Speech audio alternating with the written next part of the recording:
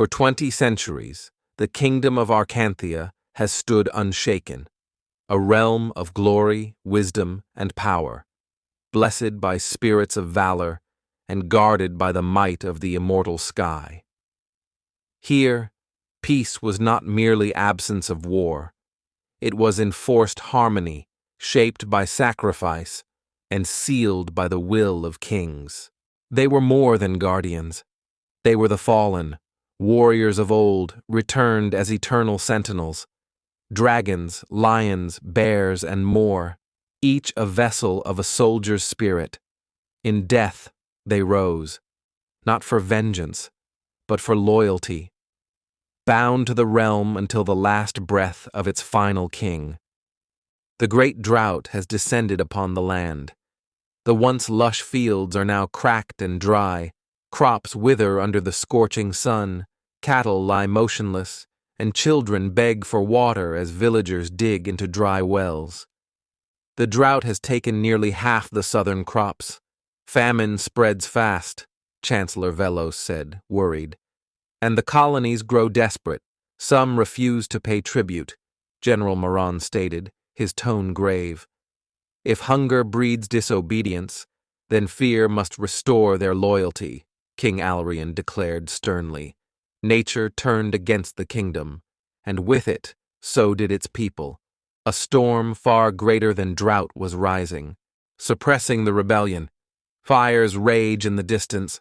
Spiritual beasts descend upon rebel strongholds. Dragons breathe fire, engulfing huts and forests alike. Golden lions leap into battle, scattering rebels. Villagers scream. A bear spirit pins a rebel to the ground.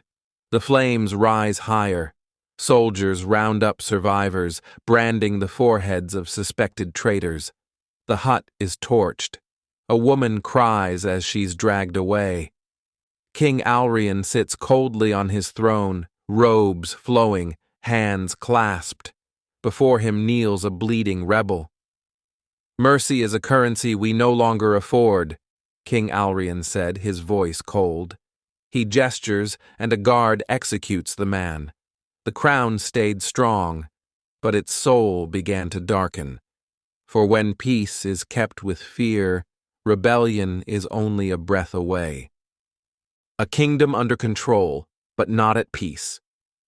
Though rebellion was crushed, unrest lingered. The silence in the streets was not peace. It was fear. Fled or plotted. Double the patrols. Question their families. Let them learn what disloyalty tastes like, King Alrian commanded, angry. And far from the throne, in a place untouched by power, a seed of fate lay buried, waiting to rise. Haran looks up to the sky, watching a single dragon soar far above. His eyes are filled not with fear, but wonder. The boy and the forbidden box. Haran wanders alone through dense woods, a woven basket on his back. He hums softly, brushing aside branches. He stumbles upon something half buried in the moss, a strange box made of dark stone and etched with glowing runes. What is this? Haran wondered softly. Haran reaches out and touches the box. It vibrates faintly. Haran sets the box on the ground. He hesitates, then slowly opens the lid. A sudden blast of light shoots upward. Trees sway. Birds flee. A holographic image flickers above the box. A woman's face, serene and futuristic. You've opened the door, Haran, the woman's voice echoed as a message from beyond. Startled, Haran asked, Who are you? The voice replied, I am a message, a warning, a spark from a world you do not yet know. The box glows brighter, casting blue light on Haran's face. What do you want from me? Haran questioned. The voice answered gently, Not want, hope. The kingdoms have forgotten what they were meant to protect, and now you are the only one who can remind them.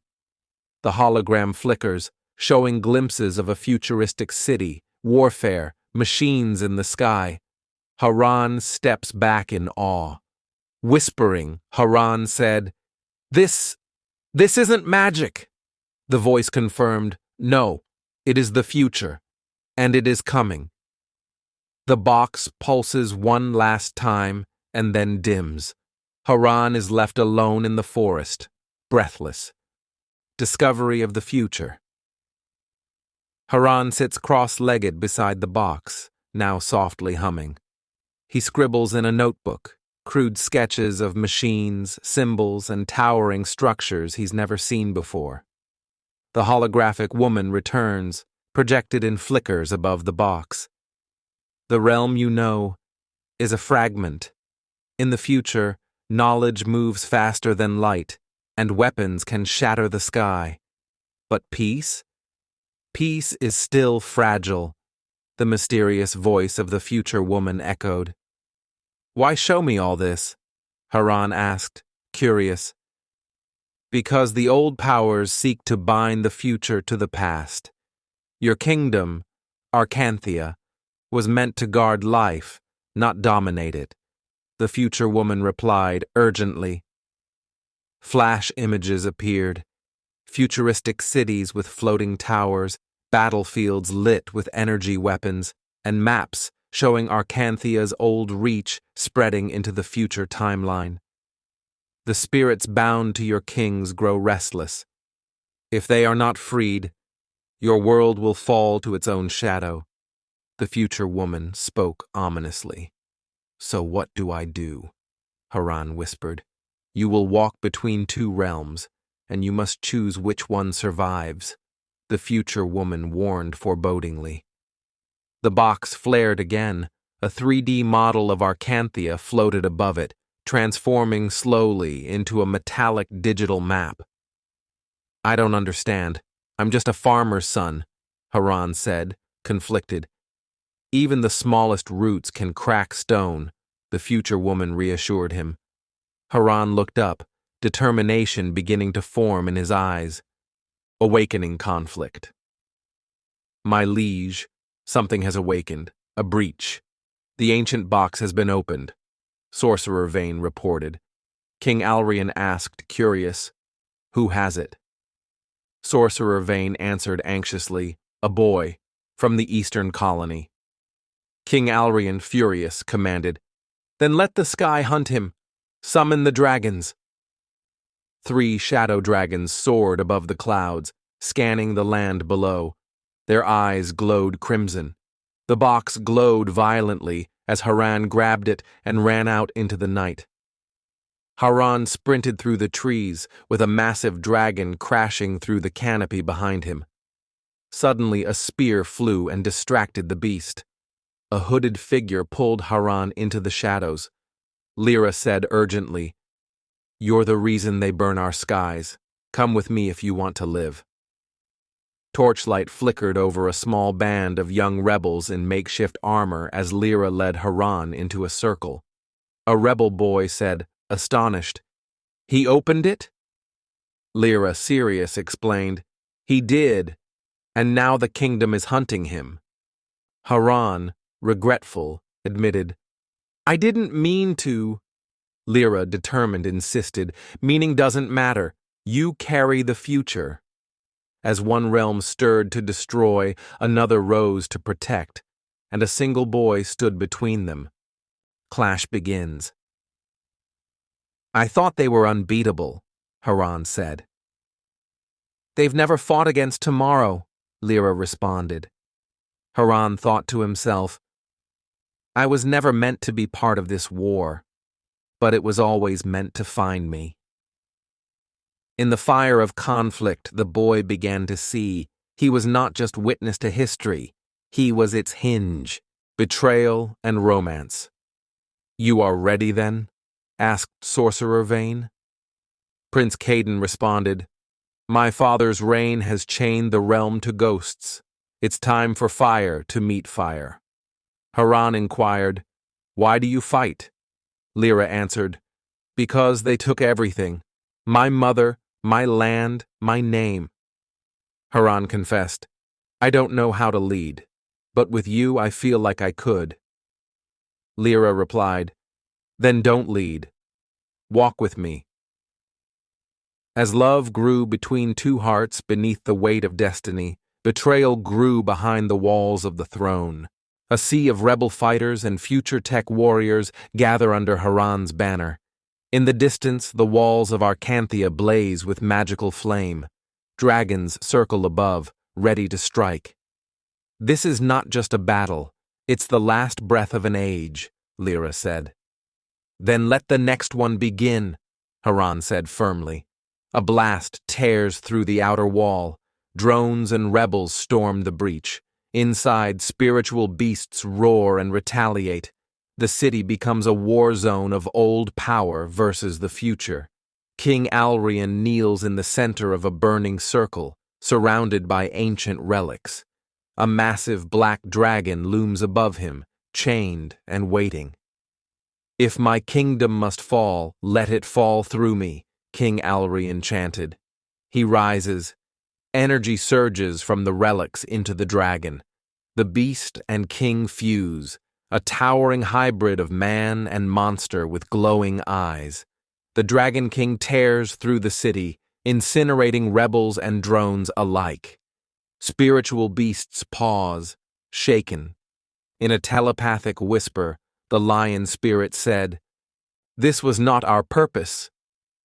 Some beasts retreat, others collapse. The ancient oath begins to shatter. Haran faces the destruction, holding the glowing box. In a voiceover, Haran said, "The crown was breaking, and with it, the chains that bound fate to fear." He begins moving toward the center of the storm, the fall of the old kingdom. "You would unmake centuries with the hands of a child," the Dragon King Alrian asked, his voice menacing. "I carry the will of tomorrow, and the burden your crown forgot," Haran replied, determined. The Dragon King charged, wings spread wide. Haran stood firm, holding the glowing box as it levitated from his grasp, pulsing with radiant energy. A massive clash occurred. Fire collided with light. The ground quaked. "You have freed us," the lion spirit said reverently, his voice echoing. "Let it end," Haran commanded. With a final scream, the Dragon King exploded into a brilliant cascade. Fire turned to mist. Silence followed. Thus fell the crown forged in flame. Not by blade or betrayal, but by truth, the narrator solemnly reflected. Lyra rushed to Haran's side, both of them staring at the glowing horizon. With the crown shattered, the kingdom broke into many, sovereign lands rising from beneath a single shadow. "It's time to rest," Haran said softly. Haran walks alone through the same woods where he found the box. He reaches the moss-covered altar, setting the box down with reverence. He closes the box. The runes fade. A breeze moves the leaves. Silence returns. The crown has shattered, but power waits in silence for the hearts that are ready.